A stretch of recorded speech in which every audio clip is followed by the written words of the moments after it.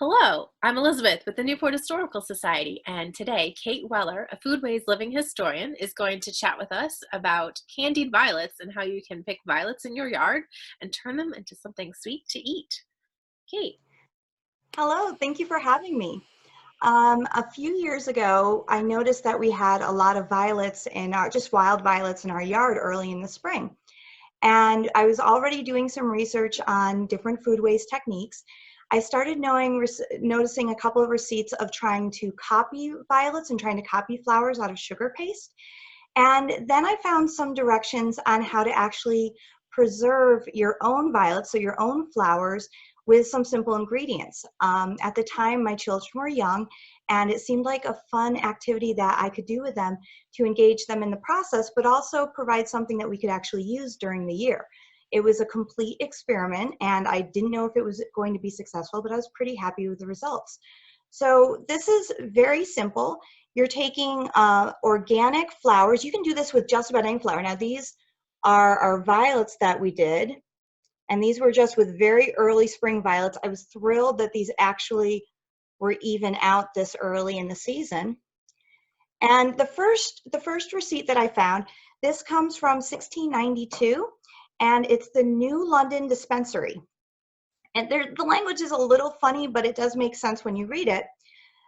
Some anoint the flowers with glare of eggs, sprinkle them with white sugar, and set them in the sun to dry, so they will be kept whole and well colored. And when you see that recipe, you're like, that's very simple, very easy to do, and should have a good result.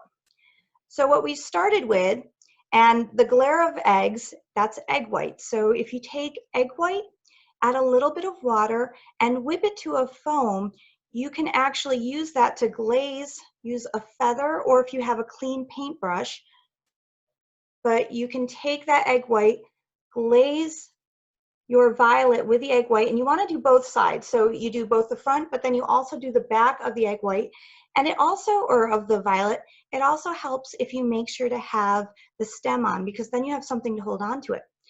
After you've glazed those, and while they're still wet, you're going to sprinkle them with either caster sugar if you have it, or you can just take regular sugar from your sugar cone or from another convenient way and use a mortar and pestle, or just basically to grind it a little bit finer. So you can have children with those flowers, once they're coated, just sprinkle on a little bit of sugar.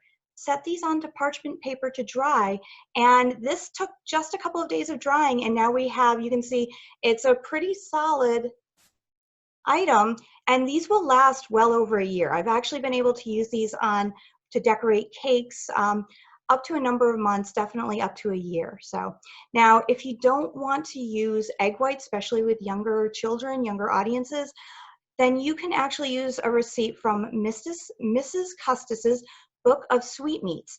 And instead of the egg whites, she recommends using rose water. And that's kind of a nice thing that might even add a little bit of a flavoring agent to the flowers that you're sugaring. So it's a nice, fun activity for children and something to bring a little history into your kitchen. Well, thank you so much for giving us that tutorial. And if you are feeling the quarantine boredom, visit newporthistory.org and shopnewporthistory.com.